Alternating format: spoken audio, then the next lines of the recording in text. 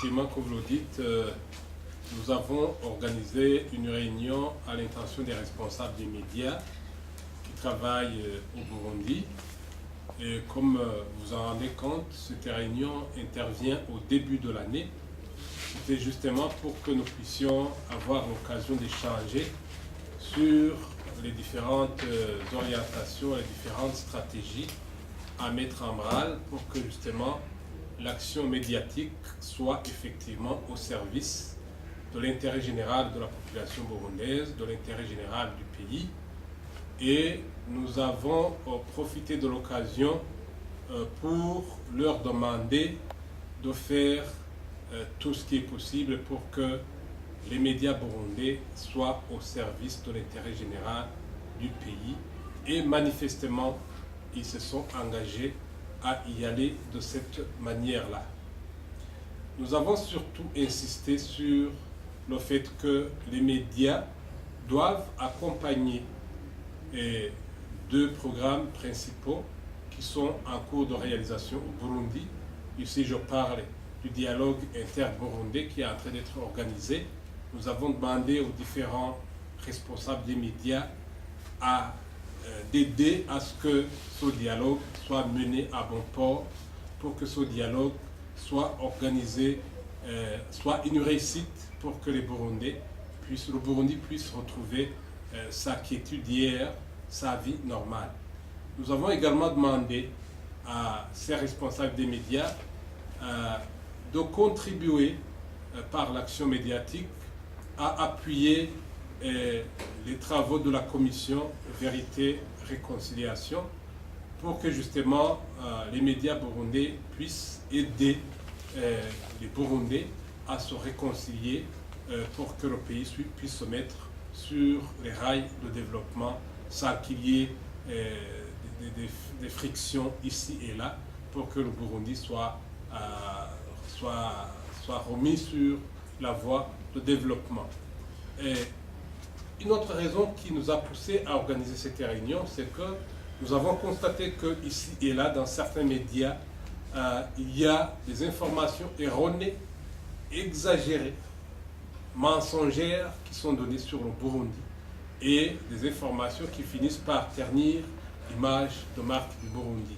Je ne reviendrai pas sur le cas de la province Karuzi où des images tirées, en tout cas d'ailleurs, ont été diffusées comme pour dire qu'au Burundi il y avait un génocide qui est en train d'être exécuté alors que nous savons pertinemment qu'il n'en est rien. Vous avez entendu, appris une information comme quoi il y aurait des policiers burundais qui auraient commis des crimes de viol alors qu'il n'en est rien. Bref, les médias burundais devraient informer l'opinion nationale et l'opinion internationale sur la véracité des faits et de cette manière-là contribuer à désintoxiquer la communauté internationale qui est servie, qui en sert une information déformée, sciemment ou pas, on ne sait pas, mais les médias burundais devraient être les premiers à informer l'opinion internationale, l'opinion nationale sur la réalité burundaise. Voilà en gros ce qu'on a demandé à ces responsables des médias. Et on s'est convenu qu'une information qui sera diffusée, non pas dans l'intérêt général de la population, ne sera pas une information à diffuser parce que l'alpha et l'oméga de tout ce que nous faisons en tant que médias, c'est bien la population, c'est l'intérêt général de la population. Quand vous dites intérêt général, monsieur le ministre, vous pouvez expliciter ce terme, c'est-à-dire que les journalistes devraient insister sur quoi, les journalistes devraient éviter quoi?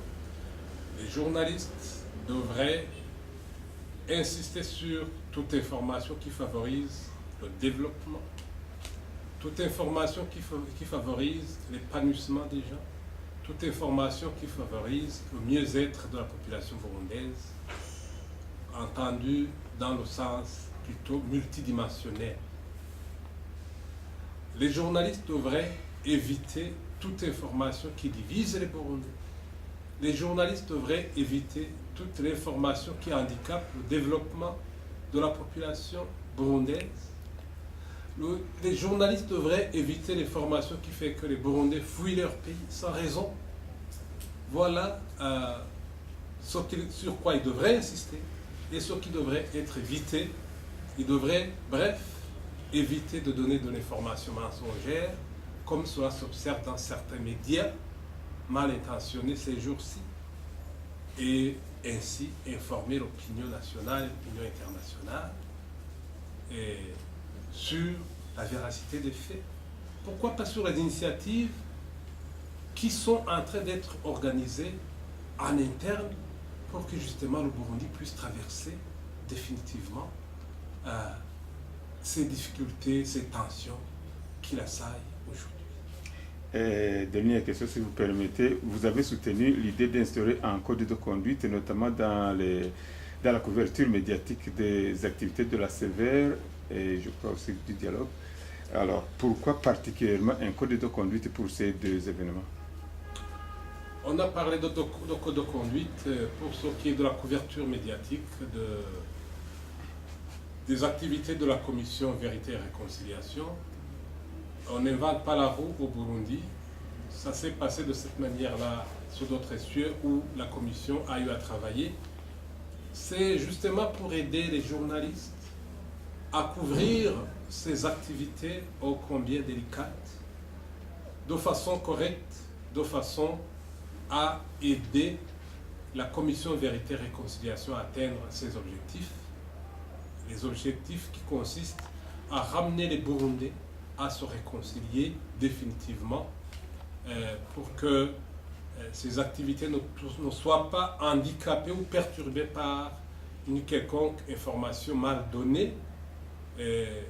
Voilà, en gros, on a demandé aux journalistes d'accompagner ces activités, la sévère, parce qu'il s'agit là d'une mission assez délicate qui, une fois mal menée, risque d'échouer alors que tous les Burundais attendent de ces activités la réconciliation dont on a tant besoin au Burundi.